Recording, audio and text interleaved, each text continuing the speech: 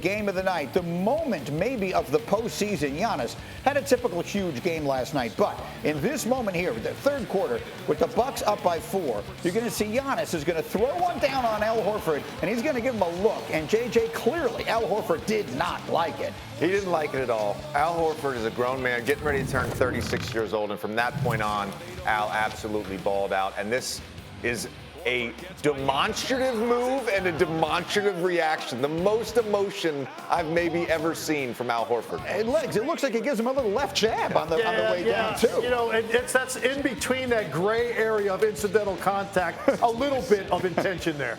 So he was great in the fourth quarter, and Jason Tatum was spectacular in the fourth quarter. Tatum and Horford will combine for 28 in the decisive fourth. And this time, instead of falling in heartbreaking fashion in the fourth as they did on Saturday, the Celtics find a way to win and find their way to the top of the leaderboard, at least according to the odds makers. Caesar says Boston is now the favorite to win the East, just behind them Miami. So the two teams that have home court advantage right now in these even up 2-2 series. We're going to take sort of a bigger picture Eastern Conference look, but let's just focus in for a moment again, if we can, on the Celtics. They played a very bad game one. And a point was made here that maybe the Nets actually kind of weakened them. The Celtics were not accustomed to a team that was that long and that was that aggressive defensively. Since then, and I know they lost game 3 with some crazy things at the end, to me it has looked like the Celtics have just been in the absence of Chris Middleton, they're the better team in the series. I would agree with that, but let's give the Bucks a lot of credit because we saw in that first round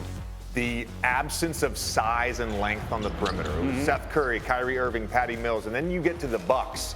Wes Matthews has been terrific defensively. Drew Holiday has been terrific defensively, and that's given Tatum and Brown trouble at times. And I don't in any way mean this to disrespect the Bucks. To be clear, if you took Jaylen Brown out of this series, it would be vastly different. Well, that's what's happened. The second best player on the Bucks is not playing. Sometimes because Giannis is so good and Middleton is not thought of in the same way that some of the other elite stars in the league are, I don't think enough is being made of the fact that the Bucks are doing what they're doing without their second best player. Yeah, it's pretty impressive because you look at the way that they operate without him. So Giannis is basically going to be 18 feet and then he's going to be at the paint, he's going to be at the foul line. Drew Holiday is pretty much at the rim or behind the arc. So what about that other area of the floor, 15 to 20 feet? That's so critical because you have a 6'8" guy that can get to any spot, rise up, and make a tough contested shot. And like I said earlier, they're possession-saving type of shots. Late in the clock, you can get to a spot and make a shot. But here's the thing. If you're the Bucks, if you're Mike Budenholzer right now, you're saying, how was I supposed to account for how Al Horford is playing offensively in this series? That's really what it comes down to for him. He thinks, okay, I checked all these boxes. I did a pretty good job and everything. And then I've got this unaccounted for guy that's going off that's just absolutely killing me. And I think there's going to obviously have to be some sort of an adjustment there because I think now Milwaukee could possibly get a road win if Al Horford just has a regular night.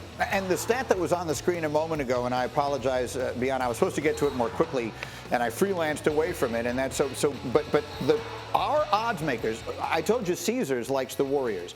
Our analytics like the Celtics. They list the Celtics right now as the likeliest team to win the NBA championship, and I felt at the beginning of our program today like you were leaning that way as well. I'm leaning that way as well.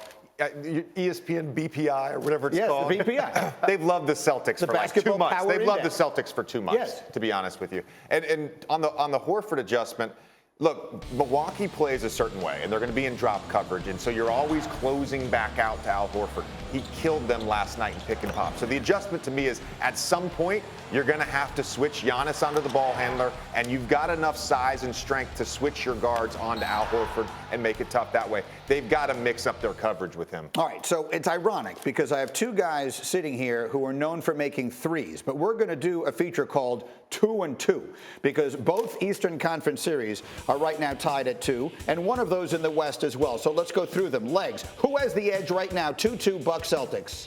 Celtics do because of the home cooking. They've got 2 out of 3 at home, and that's the bottom line. And you're talking about a higher-seeded team, and now they've gotten it to a place where it's a best-of-3 series with 2 on your home floor. I think you'd have to give the advantage to the home team, assuming that they're healthy going into that best-of-3, and they are. Thank you for watching ESPN on YouTube. For live streaming sports and premium content, subscribe to ESPN+.